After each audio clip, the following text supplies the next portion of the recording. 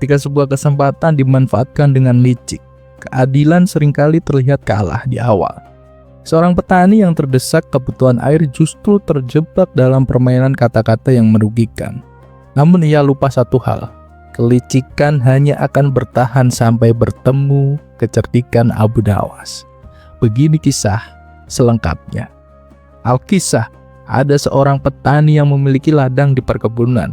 Ladang itu biasanya ia gunakan untuk menanam sayur-sayuran dan berbagai tanaman lainnya. Namun pada tahun itu musim kemarau melanda cukup panjang. Sang petani pun kebingungan mencari sumber air sebab tahun-tahun sebelumnya ia selalu mengandalkan hujan untuk mengairi tanamannya. Di sebelah ladang miliknya terdapat sebuah sumur dengan air yang melimpah. Melihat hal itu, si petani pun berinisiatif untuk membeli sumur tersebut. "Wahai kawan, bolehkah aku membeli sumur milikmu?" tanya si petani. "Boleh, asal harganya cocok," jawab si pemilik sumur. "Baiklah, berapa harga yang kau inginkan?" "Harganya 100 dinar, jawabnya singkat. "Hah? 100 dinar? Mahal sekali," seru si petani. "Kalau tidak mau ya udah, aku tidak memaksa," ujar pemilik sumur. Namun karena sangat membutuhkan air untuk ladangnya, si petani pun akhirnya terpaksa menyetujui pembelian sumur itu dengan harga yang sangat-sangat tinggi. Ternyata pemilik sumur tersebut adalah orang yang licik. Ia masih ingin mengambil keuntungan lebih. Esok harinya, ketika si petani hendak mengambil air, tiba-tiba pemilik sumur menegurnya. "Hei, aku hanya menjual sumurnya, bukan airnya. Air itu masih milikku. Kalau kau mau mengambilnya, kau juga harus membayar." Si petani pun terkejut dan langsung memprotes. "Apa-apaan ini?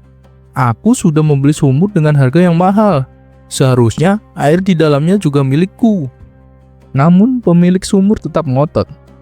"Oh tidak, perjanjian hanya sumur, bukan airnya. Jadi air itu tetap milikku."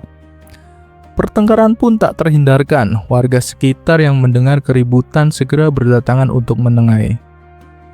"Sudah, lebih baik bawa masalah ini ke pengadilan saja," saran salah seorang warga. Akhirnya mereka pun mendatangi rumah Tuan Hakim. Namun Tuan Hakim sendiri kebingungan memutuskan perkara tersebut. Maka ia pun memanggil Abu Nawas untuk dimintai pendapat. Tak lama kemudian Abu Nawas datang. "Apa masalah kalian?" tanyanya. Si petani pun menjelaskan.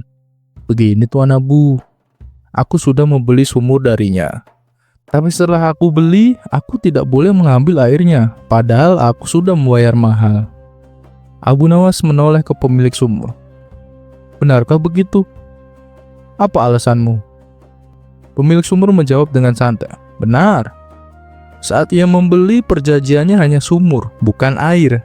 Jadi air itu tetap milikku." Abu Nawas mengerenyit. Dalam hatinya ia tahu orang ini sangat licik. Namun ia telah menyiapkan siasat untuk membuatnya kapok. "Baiklah," kata Abu Nawas. "Yang dikatakan pemilik sumur memang benar. Air itu memang miliknya. Jadi kalau kamu mau mengambil air, kamu harus membayar." Si petani terkejut. "Apa? Ini tidak adil Tuan Abu."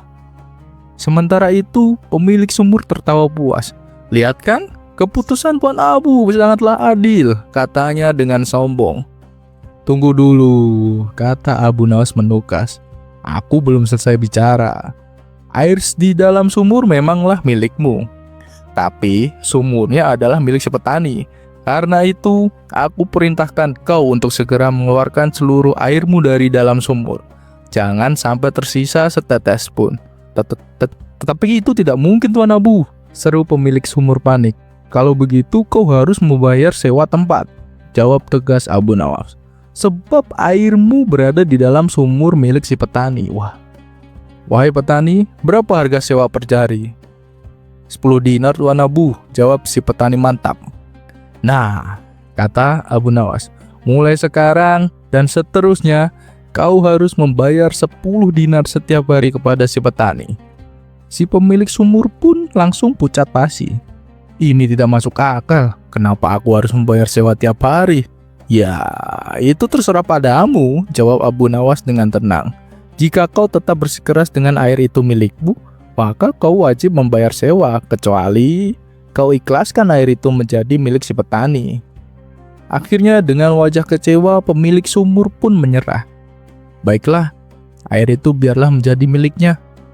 Si petani pun tersenyum lega. Awalnya ia mengira Abu Nawas tidak adil. Namun ternyata semua itu hanyalah siasat untuk memperdayai pemilik sumur yang licik. Berkat kecerdikan Abu Nawas, rencana jahat itu pun gagal total.